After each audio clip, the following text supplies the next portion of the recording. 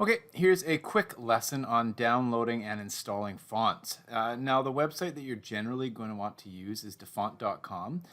Be aware that these free downloads, some of them you cannot use for personal gain, so you can't make money off of them, but you can download them for personal use. So, first of all, when you go to dafont.com, you can search by categories. And there's tons of categories here. There's cartoon, and you'll notice there's a whole bunch of different fonts in there. There's comic, there's groovy, etc. Now, if you are doing an introduction to graphic design, one of the most common styles is called sans serif. So I'm going to go in there.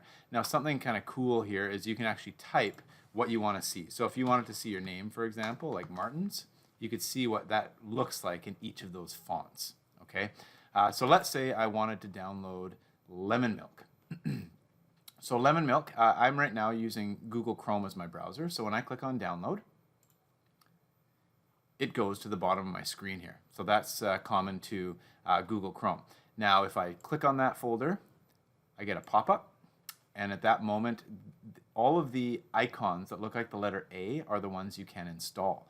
You have to double click on those icons. Now this lemon milk actually has like 8 varieties, so you'd have to install all the varieties if you like them. So here's lemon milk bold. If I double click, I get a preview and I can click install. Okay, and I can do the same with all those styles if I want to. Bold italic, I can install, etc., etc. So it's that easy. If you're using a different browser like Microsoft Edge, for example, when you download a font, so let's just go to, I don't know, calligraphy and download Honey Florist. When you download a font in Microsoft Edge, it generally gets downloaded at the top of the browser. So you can click on that. You can open up that folder, and there's the icon with the A on it. It's an open type font.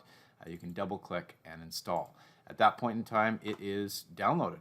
It's in, so you'll see in my program here now, I would have a font called Lemon Milk if I wanted to, so I could implement that in Photoshop or in any software program on my computer. So I'm just going to search for lemon milk, and here it is, lemon milk, and my font is now lemon milk.